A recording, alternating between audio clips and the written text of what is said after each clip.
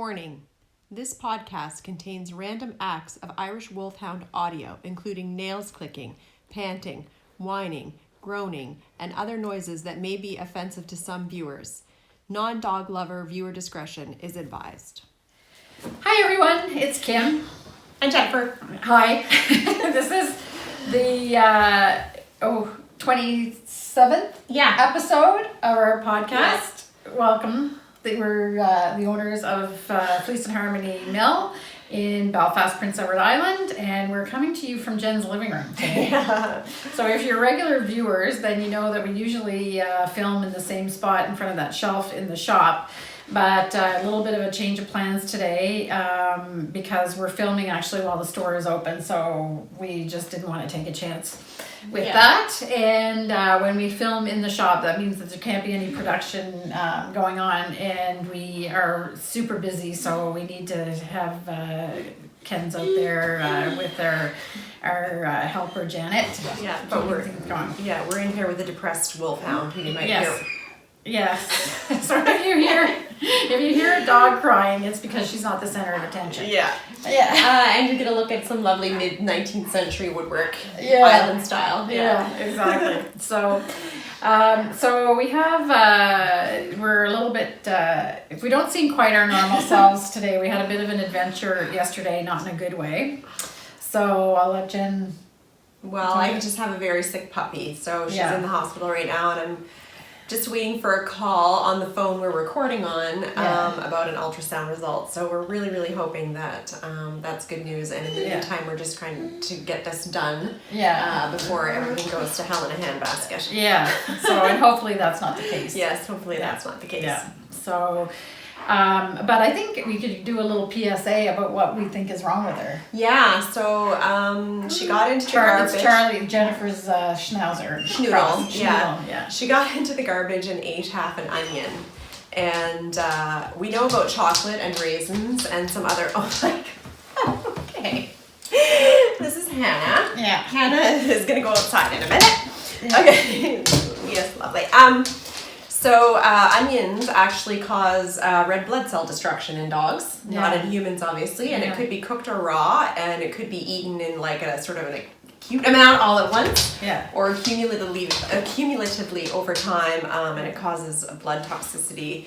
And my dog was severely anemic and had a blood transfusion yesterday, but then we had some test results that were kind of inconclusive, so I'm just waiting to hear back, and she is 12.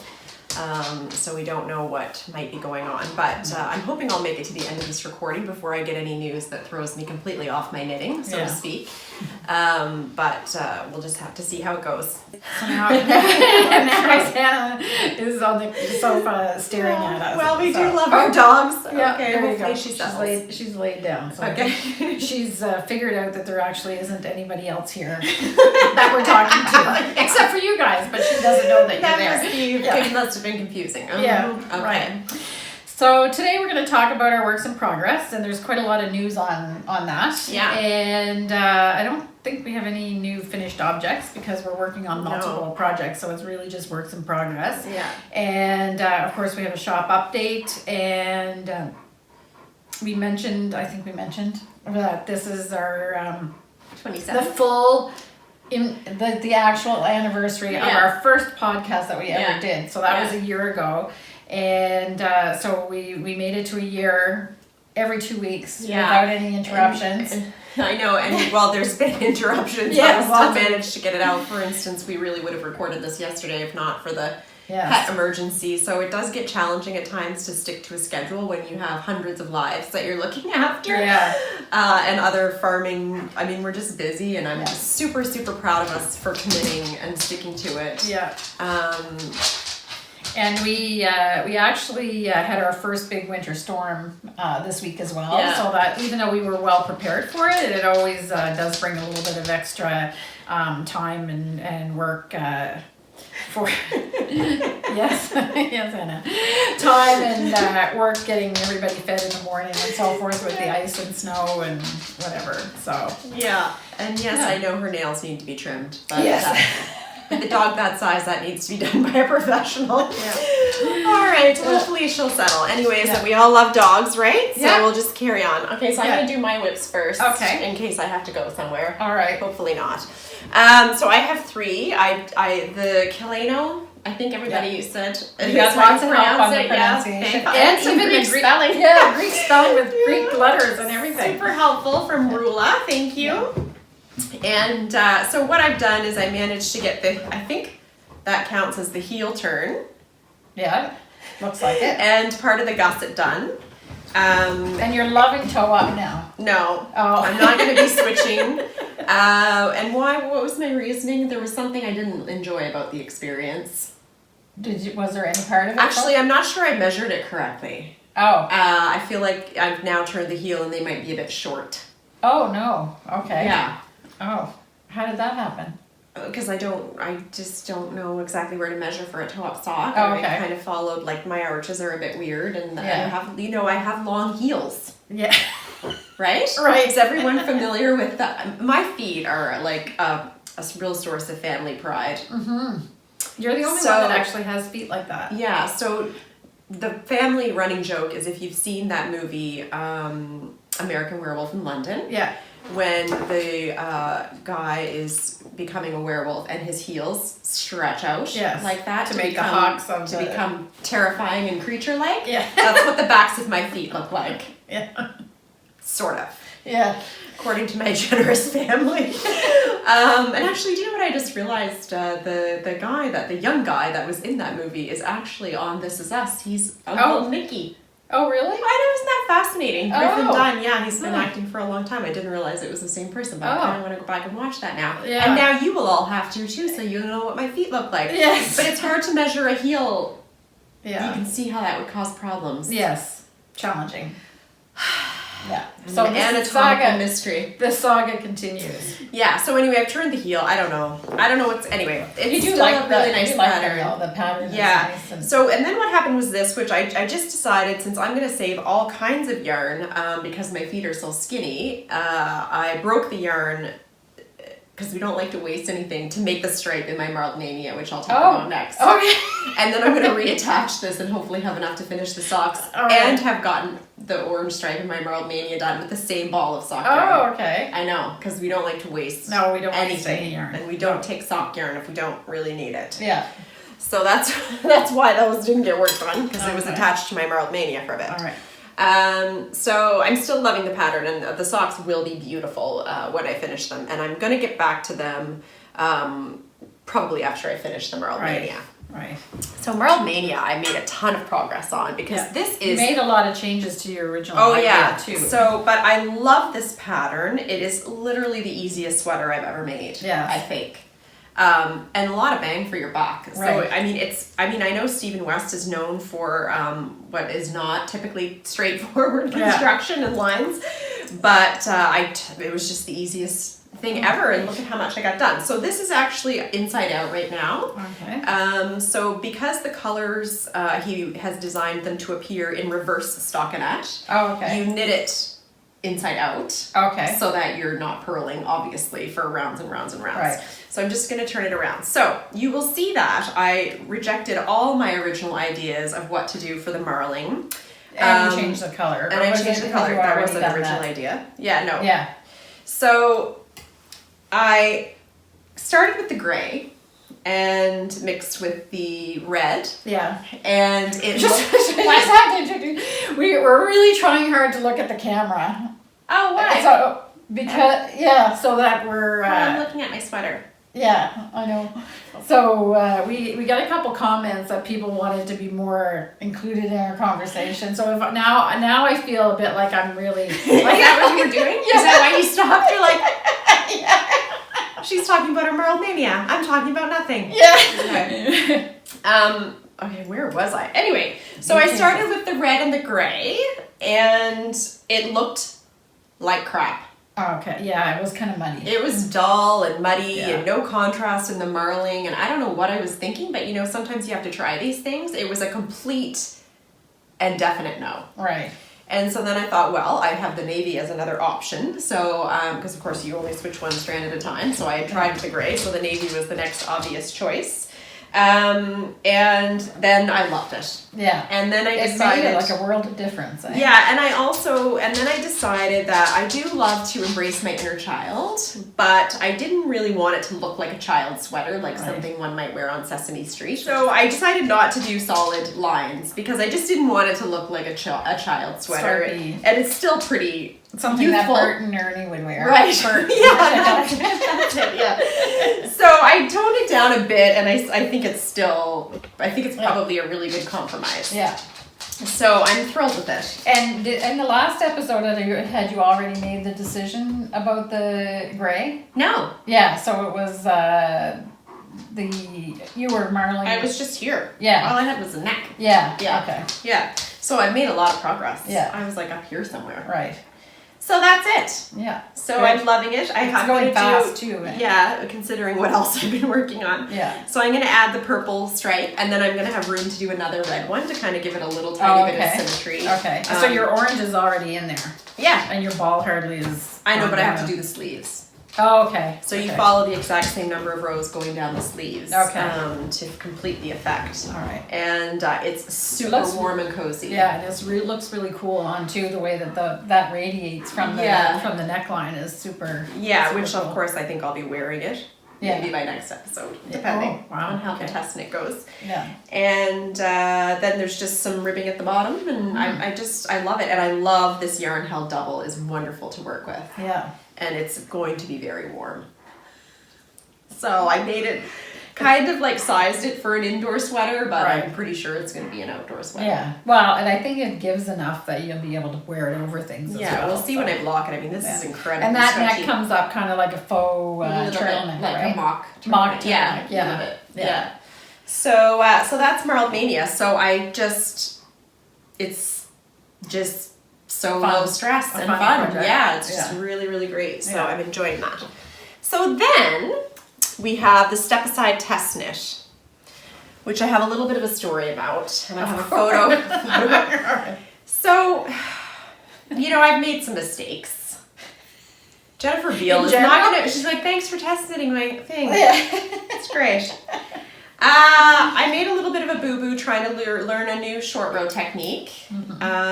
So I ended up with a couple little holes. I'm so sorry, Jennifer. She's going to be devastated because she did supply a video, which I did not watch. Got that a little bit wrong.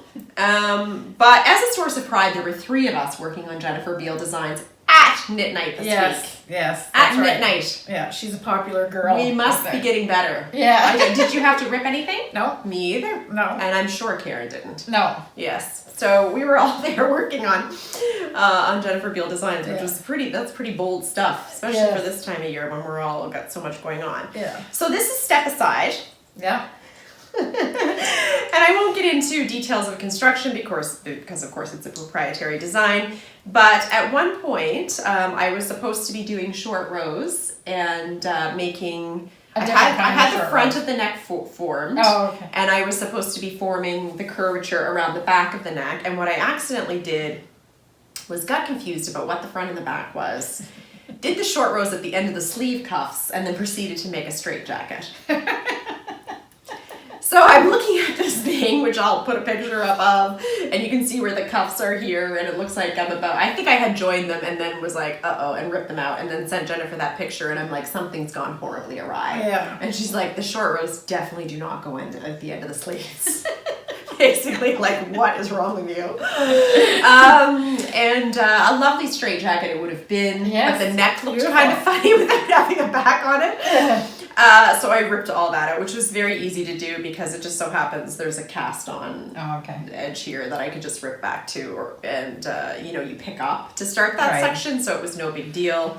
But yeah, and then of course I did the short rows and redid them incorrectly, so I have a little bit of a sort of thing here that I'm hoping will just kind of block out because I'm certainly not going back now.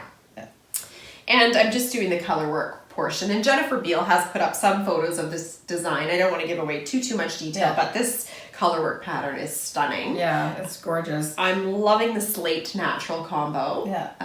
And somebody else at Knit Night is also test knitting. Yeah. And her color combination is just fantastic as well. Yeah. Like what she chose. So yeah. What was the sweater that she did before? The name of the red one? know. Oh, okay. Yeah. So Karen is at Knit Night, and she's really got some truly knockout sweaters that she's knit as test knitting. It's really. And Jennifer just released another one that's beautiful, and there's another one coming up later this week. Like, I don't know how she does it, but she doesn't sleep. I just want to knit them all, and she can design them faster than I can knit them. So it's impossible. I'll never get caught up until she retires, and then I have to live another 10 years. Only just starting to get caught up. I know. Anyway, so that's I love this too. And the colorwork rows are quite memorizable, which really makes it go very fast. It's in our air and weight. The design has pockets coming up. So that's what I've been working on, and I really feel like I got a lot done in the last 2 weeks. Yeah, you did. I know. It's a lot of stitches. Both heavier weight patterns, so it makes sense that they would go fast. But let's face it, this one, you have to, it's a thinker. Yeah. Yeah, you have to kind of keep your wits about you, and it's not like we've said before. It's not that they're hard. It's just that you have to. And they're always very well written. Yeah. So I mean, by the time Jennifer has tested a pattern, you can rest assured that the instructions are correct if only you would follow them. Right. Which is the part I struggle with. Clearly. And I have to say, like when you, she does seem to have really good test knitters that give a lot of feedback. Yes. Because I'm seeing on our printer in the shop the bits of the conversation between the test knitters, because I'm not doing a test knit because I'm way too slow for that. But they're really, she's got really good test knitters. I think. Yes, So. there's some really smart people on there doing it. Yeah, now it's my turn, I guess. Yeah. Okay.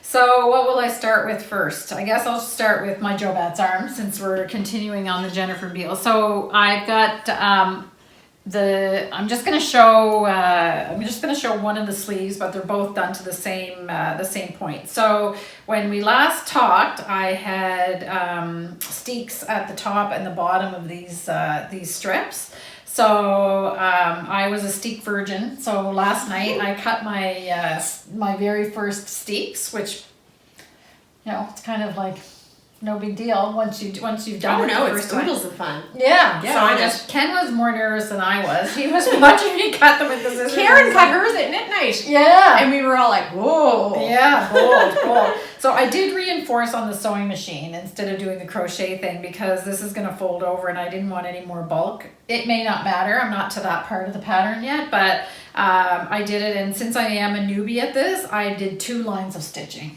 Just because I don't think you can do it. Yeah. Anyway, and as it turns out, the yarn is not moving anyway. So no, but our mohair blends will. Oh, okay. Yeah. So the 100% they're wiggly. Yeah. So I just steamed blocked the bands just so you can see them a little bit better. I'll do a proper blocking. So now the next step is, so you've got 2 sleeves. That and I was gonna put them on, but then I thought, I can't. I wanted to wear. After the first snowfall, I wear this sweater, so it's my first chance to wear it. It's a fluffing extravaganza. Yes, it's very fluffy. Samoyed blend from Belfast Mini Mills. Right. So what you have happening here is obviously this is the sleeve, and then this band goes from the underarm down the side of the sweater. And if you recall I've been talking about this so long that I don't even remember what episode it was, but when I finished the front and the back, I was a little bit nervous about the size of them because I measured really carefully. They blocked out beautifully to the schematic. But it's still, I was like, oh, shoot, maybe I shouldn't have gone down a size. But when you see the width of how these bands block out, I'm reassured. It adds like a few inches. Yeah. So I was actually thinking to myself, I was like, oh, what if it's too big now? Outdoor sweater. Yeah, I don't think so. I think it's going to come out to be just exactly right, which is great. So I have two sleeves with the bands. This one's not been blocked yet, so it looks a bit like a sausage. And then now the front and the back are already knit, so I just have to do the sewing on that. So there is quite a bit of sewing on this, but as I said in the last episode, I like to sew, so there's no problem for me with that. And then after that, I do the neck, and there is a decorative join that you do, which you've done on the Barochois sweater, I think, or not Barochois, on Ramia? no, on Barochois. You did a crochet thing, but this one's knit. Surface crochet. Yeah. I could have knit mine too. Okay. There's 2 options. So it gives a really nice finish to the seams. So I have to do that. I have to do the neck, and then I have to do that. So I'm using a different yarn than what was recommended in the pattern because I'm using our own yarn. So it's going to be we'll have to see what happens because the collar is actually supposed to stand up. So we'll see how stiff the collar is. If it's not stiff enough, I can do like a placket in the back and stiffen it up a little bit. So anyway, so I'm really happy with this, and I have to say I'm also really happy that I got through all of this color work without having to rip it out. So which, you know, practice does make perfect because I did the color work swatch. So I was used to sort of how the pattern goes. Yeah. I just want to make a point about there's I actually forget who it is on one of the, I think it's Anne Hansen has a class on Blueprint where she talks about the different types of knitters. And in this case, she's not talking about monogamous or project or whatever. She's talking about the way that you read and execute your patterns. So she talks about 2 different types of knitters, the ones that follow the chart and are very good at following charts or instructions, and they knit like that, but that they're not necessarily as comfortable reading to do it. And then there's the other type of knitter who actually looks at their knitting all the time to know if they're doing the right thing. And one is architectural and the other one is something I can't remember. I feel like I'm one, but I think I'm the other, and that's where I get into trouble. Oh, okay. So definitely I'm a reader and following the charts. And know who you are before you get started. And in that Craftsy class, she does talk about the fact that, you know, you should, whatever you are, you should practice the skills that the other type does because you'll make less mistakes and it'll be much more enjoyable for your knitting. And I really tried to do that on these bands because color work is probably the best thing to practice that on because you can see the pattern like evolving as it goes up. But I did try to do that, and I have to say by the end of the bands, I really wasn't using the chart anymore. So it's not necessarily the easiest pattern to memorize, but it did really help. You got the flow, and you've got a template basically of what the things are. So you know, I'm always happy when I learn something new. So I practiced that and was happy. And do you still have the collar to do in color work? Yes. Okay. Yeah. So the last thing is that collar that joins it all together at the top, but you put it together before you get there. So you're going to end with the fun little cherry on top. So I think the main concern for a lot of people with this pattern is making this all fit together without it bunching anywhere or anything like that because of color work tension and what have you. But really the way that she's designed it makes that relatively low risk, I'd say, because now you're going to sew it, you can stretch this out so far. So I was most worried about how you get this part right as far as that comment goes. And as I said in the last episode, you do not have to worry about that because you pick up the stitches. So when you pick up the stitches, you always have a little bit of leeway of, you know, how you pick them up. So that was absolutely no problem, and they go together beautifully. Like there's no puckering or anything. And you know, I'm not an expert, so you know, I don't know what I would classify myself, an intermediate knitter at best, I would say. So I'm kind of thinking if I could do it, then and our yarn's very stretchy, so you get quite a bit of play in the blocking and sewing to make it all line up and just block it to fit, like to smooth out. And that is reassuring because in fact when I was sewing up the sleeves, because of all this cabling and stuff, I don't know if that was why I had a little bit of a section where I thought, I'm a little bit off kilter, but the seams straightened out, and I just, you know, if I looked like I was a stitch ahead on one side, I just compensated on the next stitch, and I use mattress stitch to sew these, and they're not blocked. It's not blocked now, so it's it turns out looks good. Yeah, fine. So certainly this will be done by next episode. I hope so. I actually thought you would have got some sewing done yesterday, but we were in various veterinary hospitals. Yes, so. my intention was to have that attached yesterday. Proud of it. And we were there, and I was sitting because I was waiting in the waiting room because I drove Jen and Charlie. So I could have had lots of time to actually sew it, but we didn't bring our knitting. We tend to forget our knitting. In fact, we rushed out the door so quickly.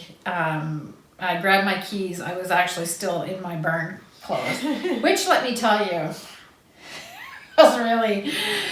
I wear these camo fleece pants. Camo. Nobody has ever seen me in camo before. Let me put it that way. So camo fleece pants that I think that we got at the dollar store when we first moved here, literally 7 years ago. And I had, so you just have to picture this. So camo, fuzzy pajama bottoms, basically, with a pink LLB t-shirt that's worn out. That's why it's done under barn things. And a pair of wool socks and a hoodie that I wear in the winter under my winter coveralls, which actually has like stains all over it from working in the barn and everything. And we went to Montague to the vet clinic first. Then they sent us to the Atlantic Veterinary College. We went for coffee. Waiting. Yeah, because we hadn't had any breakfast or anything. So I was all over Eastern PEI and in town with my lovely outfit. And I actually had to take a napkin when I was on my way out the door to wipe my eyes because it was raining. And there was so much mascara around my eyes. I thought, okay, I'm just going to do it. That's how I spent the day. Okay, well, fashion statement. That's nothing nowadays. Yeah, to be out in your pajamas. Yeah, exactly. Anyway. And I had all that similar, but had been bawling. So we both looked wonderful. Yeah, that's it. Hopefully no one really recognized us. Yeah, I don't think they would recognize us. Wow, hopefully not. Yeah. Anyway, so that's Joe Batt's arm. So that's about all I can say about that. Well, I think when we went to New Year's last year, we ran into one of the vets that we've worked with in the barn many times. And we were like, hi, Ed. And he was like, oh! Gosh. Until the two of us were side by side, he had no idea who I was. Out of context. And did makeup. And, dressed properly and not bleary-eyed because you're up at 3:30 in the morning. Somebody we've known for like 7 years. Yeah. He had no idea who he was looking at. Funny. Hilarious. Yeah. We obviously looked very bad. Yeah. In the middle of the night and during a sheep emergency. Yeah, exactly. In the barn. So then my next project is the Cocoknits Emma, which is what I'm doing. So I purposely didn't go too far ahead on this because we have the knit along going on. So I wanted to do one step ahead. So we have a picture of what the back neck looks like. So we'll put that up. So I know everybody's like, oh my God, what a slacker. That's all she did. It goes really quickly. I stopped on purpose. So in this case, I stopped on purpose. So now I'm at the point, so what you have, as you can see in the picture, you have this little wedgie thing that's the back neck. Then you pick up stitches along where you did your raglan increases, and then you start knitting down the shoulder. So the way that this is going right now, I'm at the stage where I'm going to knit down the right shoulder, and it's literally 12 rows, which goes really, really quickly. And then I'll do the left shoulder, and then that will be the next step. And then after that, you start like with the yoke and that kind of thing. So you do a bit more on the back, I think, and then start the yoke. So because we're doing this as a knit along, I'm being really, really careful about following every step and whatever. It's really, really well done, and she really walks you through every single step. And it's even like all the different things like pick up and knit. There's a whole section in the book where she talks about exactly how you do that, and it's a great tool actually. So if you're unsure about knitting sweaters, I would say that this is a good way to get started. And because it's so detailed step by step that you actually assimilate like what exactly she's doing, like the method. It's like, okay, so I see what this does, and you're going to understand how the raglan works and all of that. So yeah, it's good, and I'm loving this vineyard. Yeah. And knitting a sweater with our Erin on a size 8mm needle is pretty dreamy. Yeah. I might actually get this done pretty quickly, except that I'm not going ahead. I'm just laughing at this dog who's obviously in so much distress about not getting snuggles. Yes, exactly. So, yes, did somebody say dog? Did somebody say snuggles? Yeah. No, yeah. Okay, so that's it for the projects. Yeah. And I should say we sold out of the Cocoknits book, but they're on their way. I never put it out of stock because they come in so quickly. Yeah, so they're on their way. We're seamless transition, but we can do the shop update on some Cocoknits stuff that we've added to our Cocoknits offering. Right. Okay. All right, Hannah, you can relax for a few minutes. Oh my gosh, wolfhounds are large. Yeah. This is a small one. Okay, so we added, and we'll just show pictures of what we've got because we're not in the shop, and I didn't want to collect a whole bunch of stuff to bring out. The flight of stitch markers are sold out and back ordered. So for those of you who missed it on that, we'll definitely let you know as soon as they're available to order again. We added another color in the Maker's Keep, the lovely chartreuse type color. It does come in 4 colors, and we only had 2 originally. The 2 most subdued. Yeah, so we've got slate and the blue. Yeah, and the chartreuse color.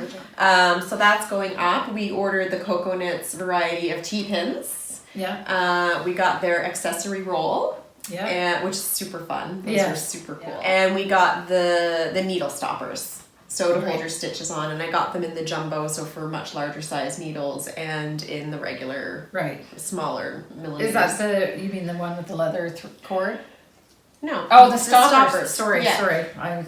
Okay. Yeah, I think that's what we've added. Was there anything else? I don't think so. No. But I actually could have really used those needle stoppers on my Jo Batt's arm. Yeah. Because by the time you had 3 sets of needles going and stuff like that, and I didn't have all, the recommendation is for 50-inch cords, I think, and I didn't have all 50-inch cords, so I was trying to do some on, and I actually never really thought, okay, what do you need the needle stoppers for? Well, I found out during that.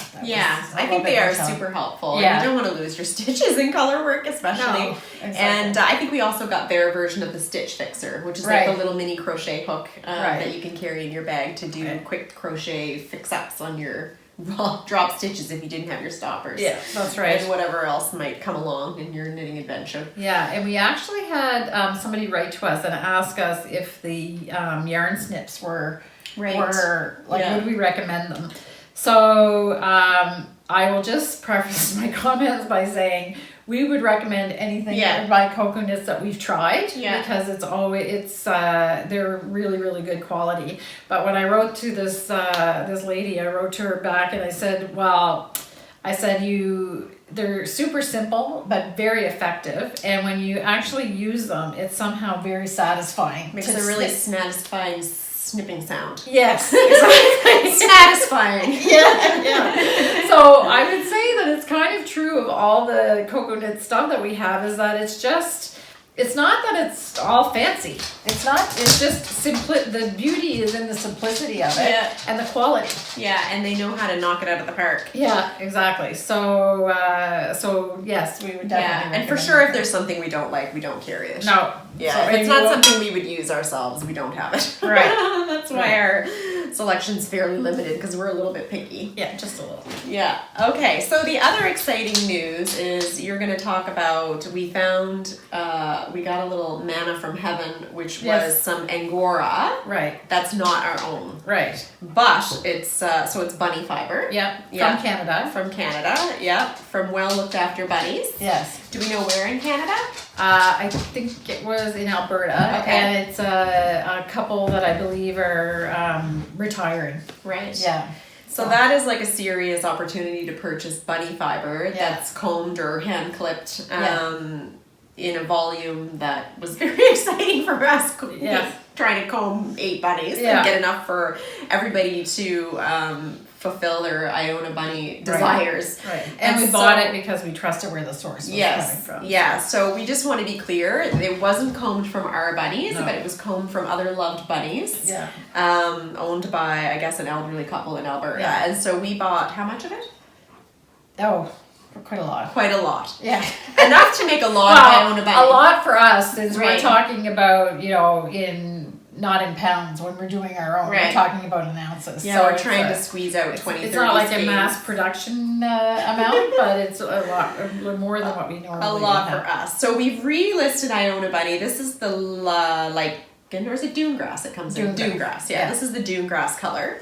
So I put up all the pastels and the twilight and amethyst brooch as well. And I posted a twilight project. Yeah, wow. Yesterday, and I'll show it here because I'm sure they won't mind. I want to reach out and touch that thing. I know. It is gorgeous. Yeah, it's a new pattern, I think, right? Yes. Yeah. So all the info is there about that project, and I think, yes, the pattern is being released, and I'm just so pleased with how it looked. Yeah, it was gorgeous. And I'm not even talking about the color, you just want to reach out and touch it. Yeah. The project looks amazing. So that's all up for ordering. So Iona Bunny, hopefully that will last longer than the 24 hours our stock up usually lasts. We always feel so bad about it because we have 8 bunnies. Yeah. So now we've just had this really, really rare opportunity to buy a volume of bunny fiber that we were totally comfortable with. Yeah. That we thought you all would be comfortable with us using and putting into our Iona Bunny to give some people an opportunity. And it's the favorite thing we make. Yeah. This just feels amazing. I don't know if you can tell just by the way it looks in my hand, but it's a beautiful product. Right. Unfortunately, it's just in short supply, but not at the moment. No. Temporarily, not in short supply. Yeah. So that's great. Yeah. And we also are restocked in all of the things from Fox Mountain Spindles. Right. So Scott, who is a woodworker in Nova Scotia, does the yarn buddies. So we have lots of yarn buddies back in stock because those sold out really, really quickly. So, and then we also bought more Nostepinnes, and I'm just going to make a comment about the Nostepinne when we just finish this little segment. And we have drop spindles that are handmade by Scott, and we got more of the Gilligans. The Scottish spindle. We got so many helpful comments about how to say them, and I completely blanked. But I practiced, but it sounded perfect in my head. And we've seen one in action in person now because Simone got one and was using it at midnight one night, which was show fun. that picture. Yeah, well, because it's and what it took her all of 2 minutes to figure out, but she's sort of a spinning genius. Yes, exactly. So, she was making yarn like within 10 minutes? Oh, maybe? for sure. Yeah. And she left to go watch the video and came back and got started and yeah. So it's really it's fun. It's something different. But it's really fun to use. So and portable. Yeah, so you can do it anywhere. Well, that's what she spins all the time on her wheel. But she said, well, this is great because you can just put it in your purse basically and take it anywhere because it's so small and compact. So we did get more of those in because we had sold out. So I think that when we first introduced that we were getting the Fox Mountain stuff, that I was talking about the Nostepinne and how satisfying the ball is that it makes. So I just wanted to show that. So this was my my personal one that I bought because I was just interested, and this is why we started to carry them. And I think we showed how they work before, did we? Or I don't know. Anyway, I'll just show really quickly. This is not a demonstration to be able to show you. Just make a little slip knot here, and then you wind around like this to get started, and then you actually start and I'm going the wrong way. You actually start the winding to make your ball like this. So this is not meant to be a tutorial. So that's how it works. So what happens is you get that ball that comes out the way I wind it. There's a few different ways to do it. It comes out, it looks almost like an avocado on here. And you slide it off because this is tapered. And anybody that winds on a ball winder, which we do use sometimes too, understands that. But by the time you get down to the last quarter of the ball, things start to get a little messy. It starts to come apart.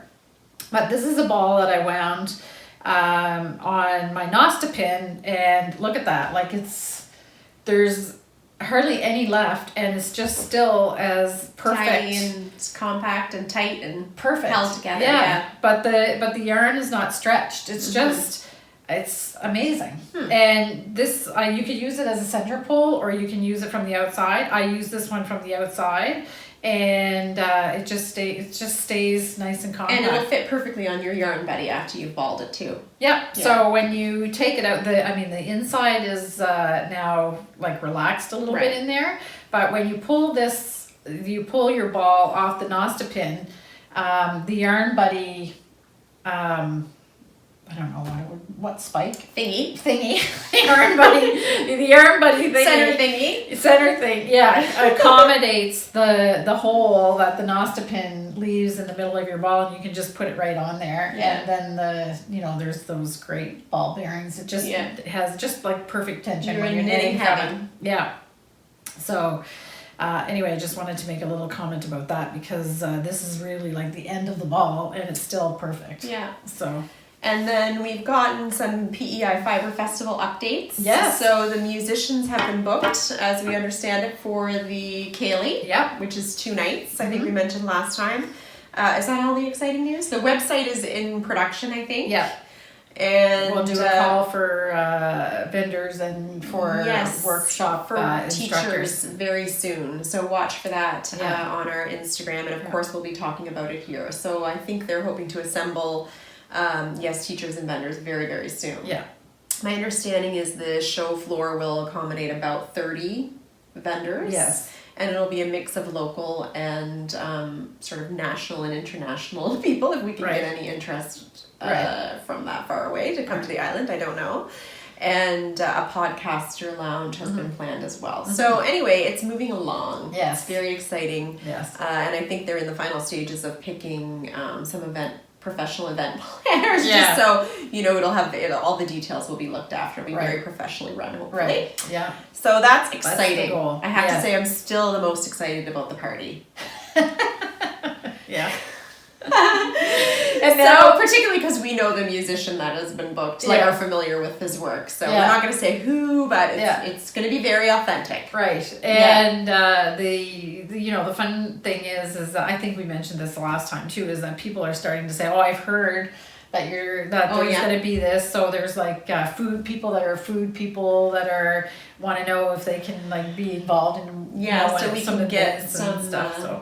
Some of the local flavors involved in the event. It'll be a real island experience. I think so. And suitable for the whole family and for everyone who might want to come along with, even if they don't knit. I think so. It's going to be it's very exciting. So that's that. So what else? Just mud.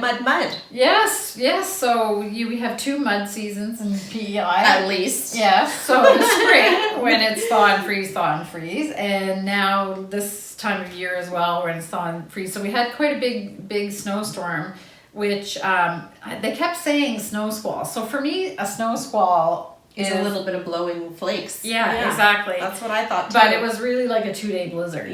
So I don't know how that happened. It was a complete shock to me. I had plans. So they did put out weather warnings. But when you say snow squall, I mean, it doesn't sound. I know what happened to monsoon and whatever else we like. So anyway, there was quite a lot of snow that fell, and then the next day went up to +6. And I missed 2 scheduled events because of this snow squall. Things I just was like, what? What's happening? Clearly, why can't I drive? What's wrong? Clearly and then of course when it transitions from the cold to the warm or from warm to cold, then it's ice. So there was ice. Mud and ice. Yeah. Everyone's power favorite combo. outages. People always ask when they come in the summer, what are the winters like on PEI? Mud and ice and slush. Yeah. It's kind of like, sometimes not, but for the most part, in the Maritimes in general, because Nova Scotia too is a couple degrees warmer, so I would say it's even worse. Yeah, because we're on the ocean. It's obviously. like, yeah, so it's like, you know that awkward season when it's like slush one day, rain the next, mud in between. It's like that, but it's all season. Yeah. Yeah. We'll often be found praying like, okay, this is a nice amount of snow, everything's frozen and clean. Let's just roll with this. Yeah. Just stay frozen till March. That'd be great. No. Yeah. It'll be +6 and raining. Start the whole process over again with deeper ruts. Right. So in fact, Mud we ruts. had to block the driveway to the shop today, so nobody drives on it because Sinking sand. Yeah, and we always the soil on PEI in some places we describe it as like chocolate pudding or cake mix. Yeah, because that's what it's like. Yeah, just go down forever. Yeah. So lots of fun, which is weird because it's sandy, but it forms chocolate cake batter when it gets wet. Yeah, but then it dries right out really fast. Yes. Lots of drainage. It's an adventure. Yeah, it's a mix of clay and drain. No, there's no clay. I don't know how it makes that consistency. I don't it's know. Not good for driving. No, or walking. If you think you can sneak over somewhere with your shoes on, you can lose a boot in the mud. No problem. Boots on. You need rubber boots for. Yeah, and you're lucky if you can hold them on your feet. Yeah, because you might lift up your foot and the boot's still in the mud up to the rim. Yeah, exactly.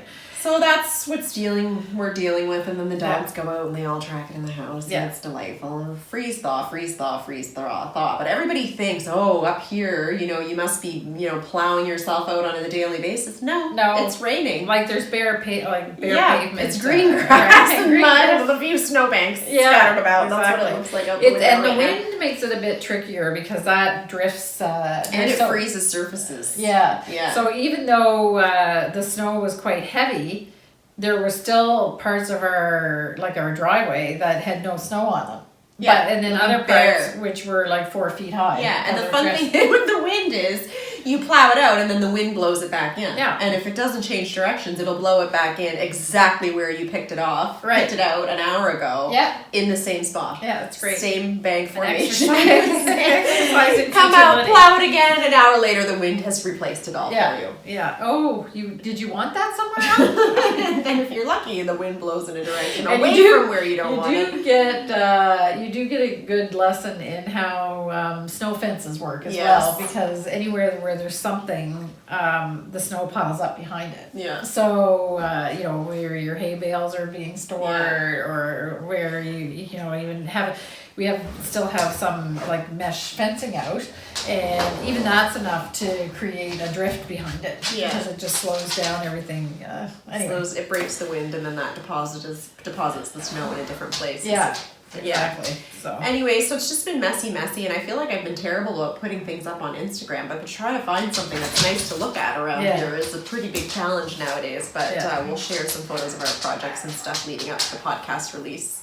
And probably shortly following it. And I guess that's it for today. I think so. Hannah's about to tackle the tripod. And she's about to take a spin as director of photography here. Yeah. No, oh my gosh, she's such an attention hound. Yeah, no Spoiled rotten. Yeah. Aren't ya? Yeah. There's big sigh coming for sure.